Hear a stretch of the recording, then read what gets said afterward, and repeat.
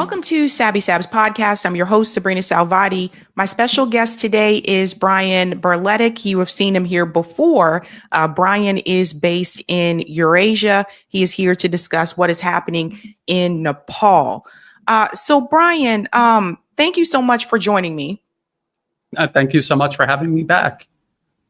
So I think a big question around all of this, a lot of us, we are seeing these videos coming out of Nepal. The parliament was set on fire. There are a number of people out in the streets protesting. It appears that, from what I understand, even the prime minister has been trying to leave the country or flee the country. The corporate media, the Western corporate media here is saying that the students decided, or the Gen Z population in Nepal decided to rise up because Nepal has a ban on social media, or banned social media. Some are saying that this is an actual color revolution that is taking place in Nepal. What exactly is happening? Well, it is most certainly a U.S. engineered color revolution. All of the organizations the U.S. uses to do this everywhere else are involved, and there is evidence for this. The organization that organized the initial protests, Hami Nepal, on its own website, if you just go to its website, they have U.S. corporations like Coca-Cola as sponsors and partners, and they also list U.S. National Endowment for Democracy funded anti-China organizations as partners as well. And if you're familiar with this process and the organizations the U.S. uses to carry this out, this website is just full of all of the common Western style democracy slogans and ideas and concepts, all of these very optimistic sounding but extremely impractical things the U.S. actually exploits, sells to the population of a targeted country to get them out into the streets angry, and then to do this to their country, which is essentially just burn it to the ground with no real plan afterwards, except for whatever the U.S. tells them to do next, whichever politicians or political circles they decide to try to install into power.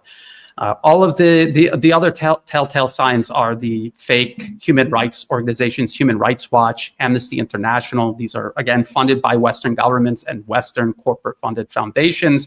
And these are organizations that during times like this, they will talk about the police and the military, how violent and brutal they are, and then they will ignore, video circulating where the protesters are armed with weapons, war weapons, essentially.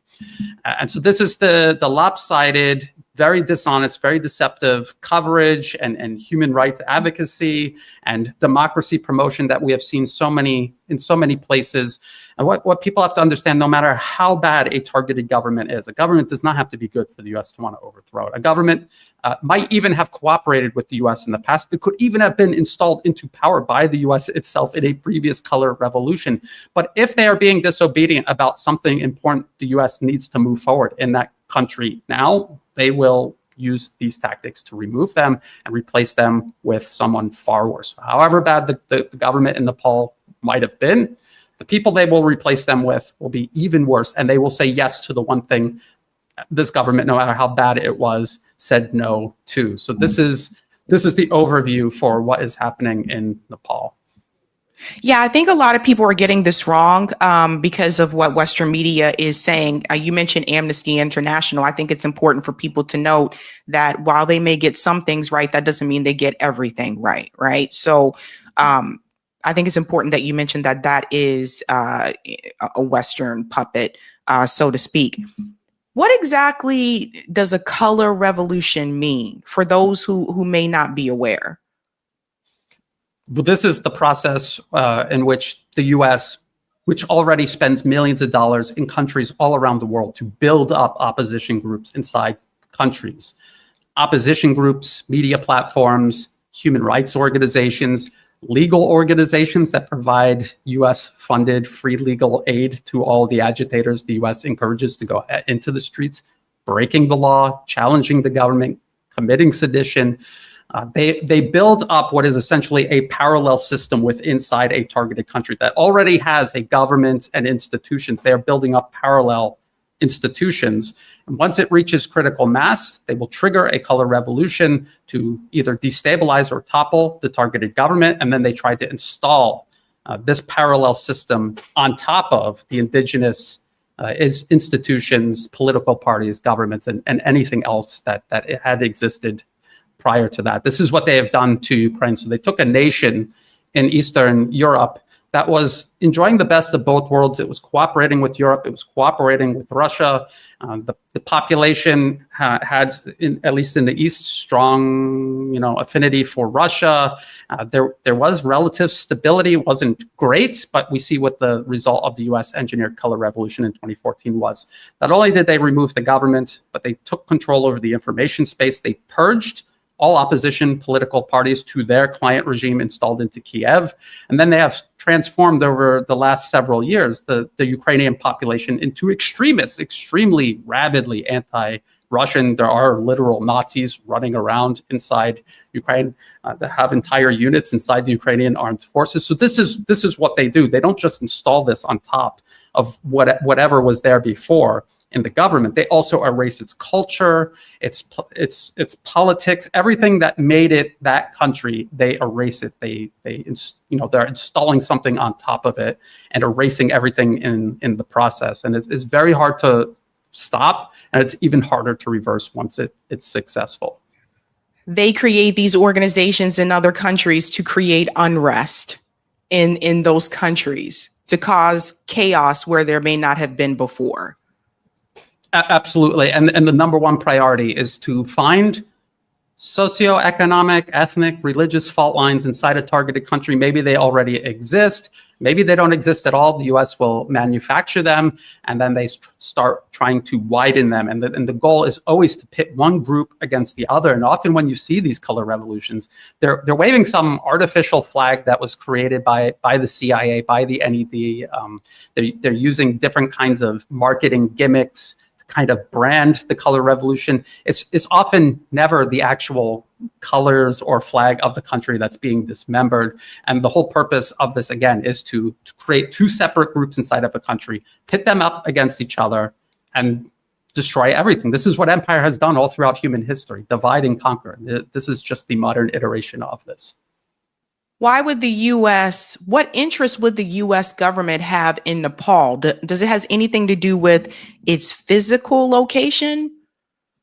This is something else people make a lot of mistakes about. They say, look, Nepal's in the middle of the mountains. It's landlocked. There's 30 million people just living in the mountains. There's nothing there. What do they want from Nepal? But you have to look at it from a big picture perspective. The entire planet and all of the nations on it, the U.S. wants primacy over all of them. And the only way a nation like the United States, which represents a tiny percentage of the global population, the only way they could achieve that is by creating instability absolutely everywhere. If every nation is allowed to develop, create peace and stability, and thus prosperity, the U.S. has no ability to project primacy over the entire planet. So every single nation has to be destabilized, pitted against itself, divided and conquered, including nations like Nepal. Also, if you look at it on a map, it is right between India and China. It's no secret the U.S. wants to cause harm to China, and destabilizing a country right on China's border is going to just create another headache for the government in Beijing. Of course, India has also been very disobedient to the United States lately, refusing to cut off its purchases of Russian oil. It's also becoming closer to China, and so this is a way of punishing India for that. And the U.S. punishing India has already been ongoing. In Bangladesh, that was another example of the U.S. toppling a government that was stable and working together with India, and then they have overthrown it and destabilized Bangladesh again, right along India's periphery. So it's a 2-for-1, really. You're hurting India and China. And one thing people might not be aware of is the fact that China saw how isolated Nepal was. And for several years now, they've been developing plans and are actually working on connecting Nepal to all of China by rail. And that would have completely transformed the country. And of course, this is something the US will definitely want to stop. Now, here in Thailand, where I am based, there is already a high-speed rail link being built between Thailand and China. It will run through Laos, the country of Laos, to the north of Thailand. It's already under construction, and the US-backed opposition here has been very vocal trying to stop that. So this is a real thing the US does, and it is a real thing the US will use color revolutions even to try to stop. This Belt and Road Initiative physically binds these countries together, and once it happens, it will be very hard to undo. So this is why the US is interested in investing so much in making this happen. And of course, they don't care about any of the death and destruction and instability they cause in the process.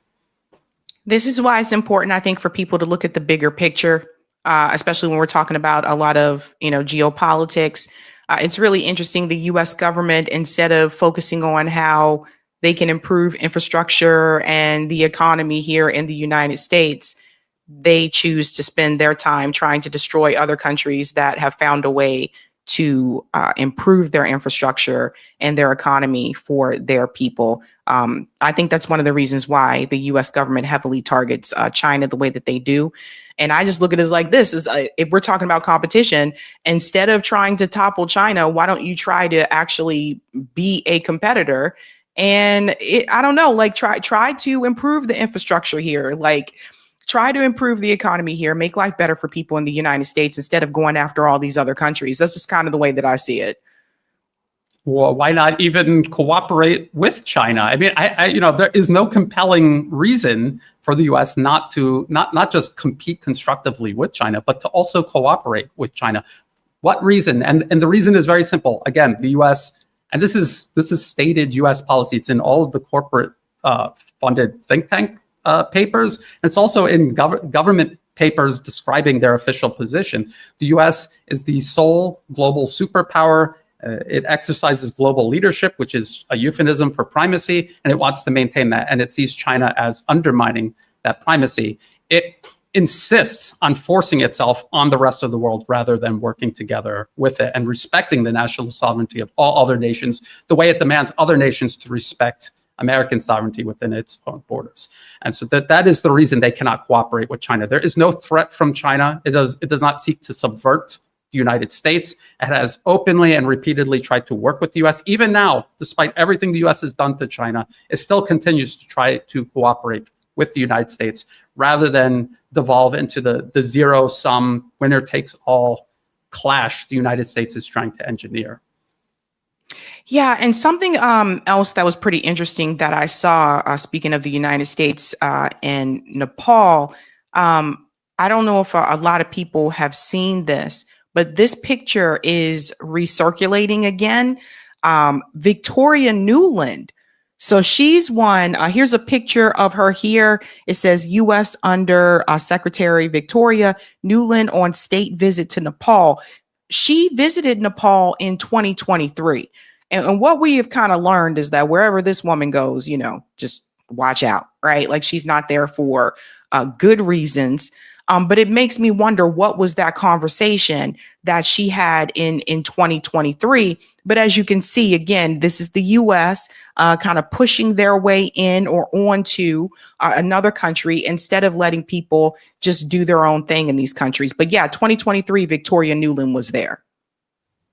Yes, and U.S. aid before it was kind of hidden away. It has not been dismantled. It has just been integrated into the State Department, and now there is zero transparency as to whatever part of it exists is doing. The National Endowment for Democracy, a lot of people, for whatever, I don't know why they think this, they think it was defunded and dismantled. Its website is still up, is still active, and it is still funding sedition worldwide, including in Nepal. And you can download a PDF of all the programs that it's funding across Asia, and you will see Nepal there, and you will see the programs that it is funding, including, youth movements. And so, why do you think all of these youths are coming? Do people honestly believe they just spontaneously organized this riot that just so quickly overthrew the government, including armed elements using war weapons? Is that what they honestly think? And when we see these protests developing, people always ask, is this a U.S. color revolution? It's very simple to figure it out. Figure out what organizations are involved, what organizations are promoting it, and find out who is funding them. That's all it takes to figure this out. There's no mystery. I'm not being passed secret leaked documents. I'm just going onto the internet. I'm looking up who these people are and where their money comes from. And if you see, 9 out of 10 of the organizations either funded directly by the U.S. or through European governments or Western corporate foundations, then it is a color revolution. I have lived through a lot of unrest here in Thailand. In 2009, 2010, these were US-sponsored color revolutions. In 2014, there was a counter-color revolution. So people say, Brian, you think every protest is funded by the US government. No, the one in 2014 was actually funded by special interests inside Thailand who opposed US interference in their internal political affairs. And they were trying to overturn the client regime that the US installed into power. And they actually successfully did that. If you looked at the organizations involved in that protest, you would see there was no US connection at all, no US, European, or Western corporate foundation connections. They were all connected to companies, parties, institutions here in Thailand. So that is how you figure it out. And it's very easy once you start doing that. Too many people try to do analysis by ideology. What are the protesters saying? Oh, that's the same ideology I have. I think I'll support them. No, the US isn't going to overthrow a country under the flag of US imperialism. They're always going to try to find an ideology that resonates with ordinary people. So they're camouflaging the US engineered color revolution as, you know, whatever your own personal political proclivities might be, they might use that to try to push through a color revolution. So you have to follow the funding. You cannot just listen to what people are saying. It doesn't actually matter why they think they're out there. It only matters why they are really out there, what the leadership and the organizations organizing it really are doing with these people. They dupe them into coming out into the streets. They're not, and they don't even necessarily need to fund them. Just get them emotionally worked up and they will come out. And again, the thing is, they're using real grievances, things that people are upset about, and then they're amplifying it and exaggerating it and really ramping it up and trying to escalate it out of control to achieve regime change. This makes me wonder about a lot of these uprisings. You said that US aid is still active?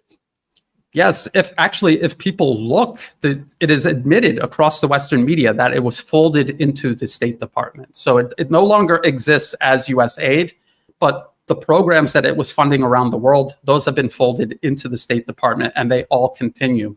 And the National Endowment for Democracy, which is still active and has not been even hidden, what they did instead was a policy change. If you go to their website, you can see since President Trump pretended to defund and dismantle it, they have a new policy where they will no longer disclose the names of the organizations they are funding.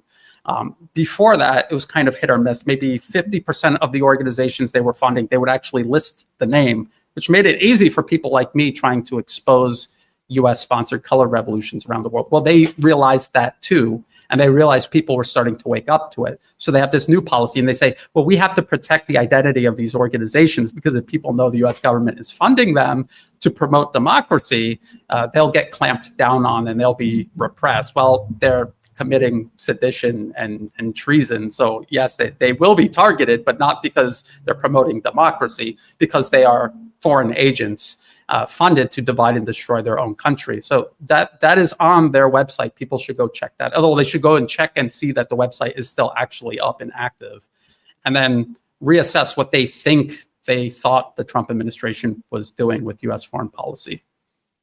This is very interesting. I was not aware of that. So I feel like people have been duped once again. And the other question I have is, so I saw the video footage of helicopters. People were saying that the politicians in Nepal were trying to leave. They were trying to flee. So essentially, this is just another regime change. It seems like the goal of the US government is to get the politicians out of Nepal or to make the unrest so unbearable that they flee. Like I said, it looked like the parliament building was on fire, and then they can install who they want in the leadership in that country. Absolutely. Well, the best case scenario is they do install an obedient client regime that will do whatever it tells them, even if it is like, as they've done with Ukraine, transform the country into a battering ram and use it against its neighbors, either China or India, or maybe China and India, who knows? And they will be able to use that as leverage against both China and India, especially as we see increasing friction between the US and both of these large Eurasian countries. The other thing that a lot of people don't understand is the US will be more than happy to settle with just a failed state. Because again, the point is they want to exercise hegemony over the entire globe. And the easiest way to do that is to divide and destroy everybody. And then you rule over all the broken pieces and you get to exploit it and do whatever you want, whenever you want. A dysfunctional country cannot defend itself. We saw the US do this to Libya. They didn't install a client regime, a functional government in place of the Libyan government they toppled in 2011. And they've done this to Syria to a great extent. Al-Qaeda is literally running Syria, or at least parts of it right now. And they, in one way or another, they've done this to Iraq. And it has taken years and years for Iraq to try to rebuild a functioning nation state since the 2003 invasion. This is very interesting, especially when you mention India as well. India is in an interesting position because India is a part of BRICS. So they're obviously, they have their allyship with Russia. At the same time, India still is backing and supporting Israel. Netanyahu recently gave a thank you towards India about that. It just kind of seems like they want to have their feet in two different places. Like they're trying to play along with the West a little bit, and at the same time trying to play along with BRICS and this idea of a multipolar world. How long do you think that they can withstand that? I mean, that's a good question. The problem India has, it was a British colony. And if people understand anything about British imperialism, they also divided and conquered entire regions of the planet. And India was one of these places where they had all of these different ethnicities and groups of people, and then also religions. And they created these vast divisions in Indian society and huge amounts of animosity that may already have existed, but they ramped it up. And even to this day, there is still a lot of that playing out. The same goes for Malaysia and Myanmar, also former British colonies. In Singapore, they had really bad race riots after they gained independence, and it took them years to try to create the sort of harmony you see in functioning nations that were not colonized, or at least fully colonized by the British or French during that period of time. And so that is one huge problem India has. The other problem is they have Western-style democracy, which, as we know, is not actually a system of self-determination. It is a system of control. You have all of these parties. The US is able to influence in one way or another through lobbying, through funding, through NED money, through all kinds of programs and partnerships, and they're able to divide these political parties against one another, have them fighting for power. And when you have this type of division, there is not the unity you need to actually build the country up and solve the country's problems. And India is a huge country. It's the largest population in the world. It was between India and China, over 1 billion people each. And they need to have a tremendous amount of unity and vision to try to raise this country up in the same way China has risen itself up. And why was China able to do that? Because of national unity.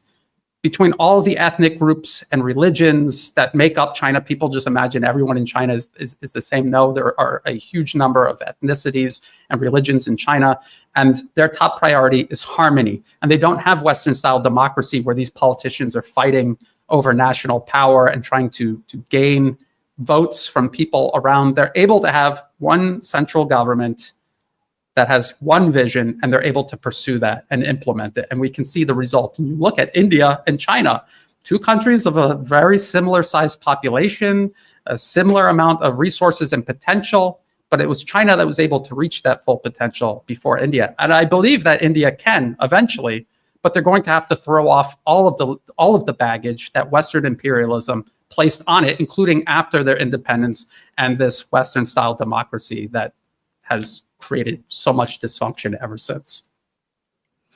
This is really interesting because I'm starting to wonder how much of this has anything to do with Islam. Like, do you ever wonder if the US is targeting, because Islam is the largest religion in the world. Do you ever wonder if the US is purposefully targeting these countries that seem to have a significant Muslim population? Well, they'll definitely use that. They'll use any sort of religious differences inside of a country. They've tried that here in Thailand, and thankfully it has not worked. They did it in neighboring Myanmar, and it worked very well. And they had people killing each other in the streets for years and years. And there is deadly violence still taking place. There's basically a U.S.-backed insurrection taking place in Myanmar, a war essentially. And in Thailand, the largest religious minority is Islam, and there's a large number of Muslims living in Thailand. The largest population of Muslims in Thailand are in central Thailand, around Bangkok, the capital. There's a much smaller number in the deep south, and there's a separatist movement there. So you see, the U.S. went in there, they radicalized these groups, and they're causing political violence down there. And they wanted to try to create a Buddhist Islam divide across the entire country. But the government was able to, the military and the monarchy essentially were able to stop that from happening, stop that from repeating as it had in Myanmar. And in India, yes, so they definitely use the caste system, religions, ethnicities. They use all of this to try to divide and cause dysfunction, because that is how you maintain control over, especially a country as large as India, with the potential power that India could have. Even though the U.S. pretends they're a partner or an ally, they do not want to see India rise to become a strong, independent nation. Yeah, it's making me wonder some things now, because now I'm looking back at the protest in Indonesia, which I talked about recently, and now I'm starting to wonder.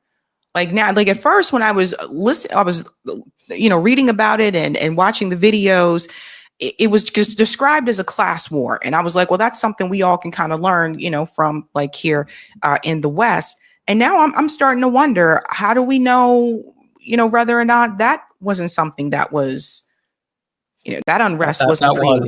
That was a US color. Yes, and they have tried to use they've used a multitude of gimmicks here. And I'm not trying to trivialize class. That there is a real class struggle, but when it's US funded, it's obviously not genuine at all. They're just using the language and the themes of it to draw people in, and then they're exploiting that and actually hurting their best interests, not fighting for them. And so yes, it was, and if you look at the protests in Indonesia and in Nepal, they're literally using the same symbols. They have this Japanese anime series called One Piece, and there's this pirate flag that they were flying in both places. And they're so lazy, the CIA and NED, they do this all the time. They did a movement in Serbia called Opar, and they had like the clenched fist symbol, and then they reused that across a whole bunch of other color revolutions at the time.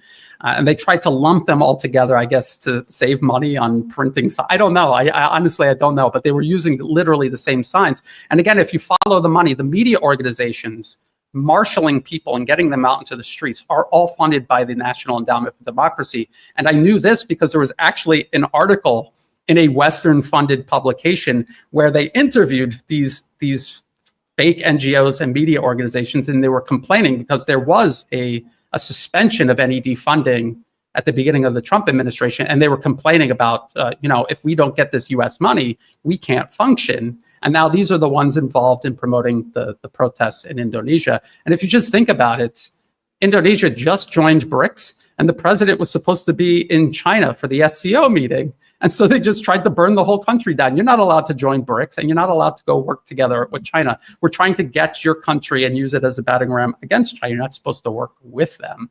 And if you go through these media organizations supporting the protests, you will see other articles about, this project with China building high-speed rail across Indonesia, building modern infrastructure the country desperately needs. What a waste of money.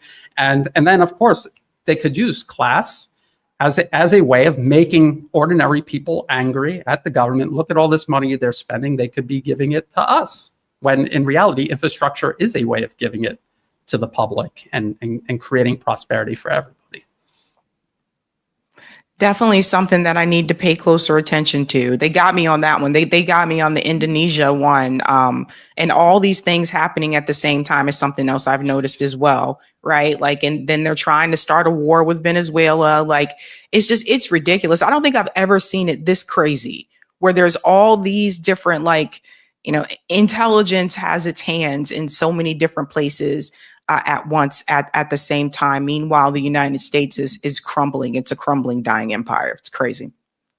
Yes, absolutely. The last time I saw it this bad was probably around the Arab Spring. And again, the most important thing to do is when you see these protests erupt, you have to figure out, if you cannot find the specific leader, if the Western media isn't even telling you who they are, or if the Western media seems sympathetic to them, that should be the first warning sign. Because when the U.S. regime protests started here in Bangkok in 2014, the Western media savaged them. They called them undemocratic, rabble, monarchists, conservative extremists, ultra monarchists, and I mean they were smearing them because it was is reversing a U.S. color revolution, and so that is how you could tell if you didn't want to go and follow the money to all the different organizations involved.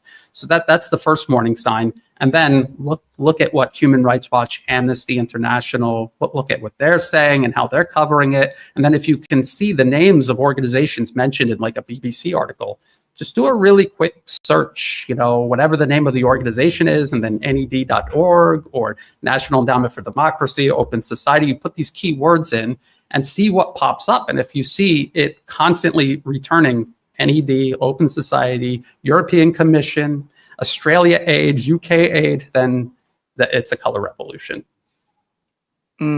Brian, thank you so much for your time. Thank you. Hey guys, this was a savvy clip. If you like what you saw, hit that like button and subscribe.